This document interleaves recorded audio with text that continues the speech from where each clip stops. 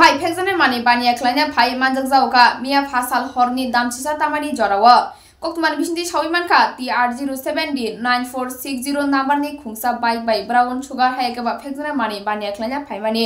a jorawa na modubor nakapoy ni sime sunamura thanani naimothang bodolo koktuma manai o phekjane mani bania khlaina phainino romnani chaitok laikha ulo mela gorni simi o phekjane mani bania khlaina khungsa bike by phai tongmani jorawa naimothang bodolokno nugui bike no yakari khari thangka manjaka 60 kg 84 gram phekjanai mani haikaba brown sugar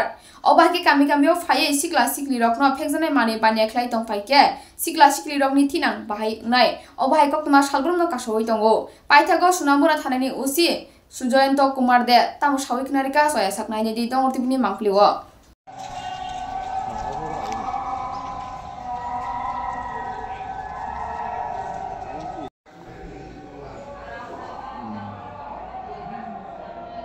actually আমাদের কাছে গত 14 তারিখ রাত 11:11টায় একটা secret information আসে যে একটা bike TR07D 9460 একটা বাইক করে কিছু কন্ট্রাব্যান্ড আইটেমস মেলাঘর সাইড থেকে সোনামুড়ার দিকে আসার কথা এবং ইনস্ট্যান্টলি আমাদের সাব ইন্সপেক্টর জয়ন্ত দাস সঙ্গে WNS sub inspector Shibani Debbarma সঙ্গে স্টাফ নিয়ে মধ্যবর নাকা পয়েন্টের দিকে প্রসিড কিন্তু তার আগে আমরা নাকা পয়েন্টকে অ্যালার্ট করে দিয়েছিলাম যে এইরকম একটা বাইক আসতে পারে তো ওখানে যাওয়ার পর ওয়েট করতে থাকে কিছু সময় পরে যে সাসপেক্টেড বাইক ওটা দেখা যায় আসছিল তো পুলিশ তখন সিগন্যাল দেওয়ার চেষ্টা করলে সিগন্যাল দিলে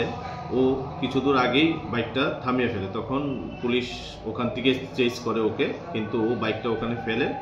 ও রিভার সাইড তো রিভারের সাইডের দিকে ও অন্ধকারে ভেঙে যায় তখন বাইকের মধ্যে একটা ব্যাগ ছিল তখন আমরা in presence of DCM Sonamura ওনার প্রেজেন্সে এবং লোকাল উইটনেসের প্রেজেন্সে আমরা ব্যাগটা সার্চ করে ওই ব্যাগ থেকে 7টা সব বক্স রিকভারি করি যেগুলোর মধ্যে ব্রাউন সুগার আছে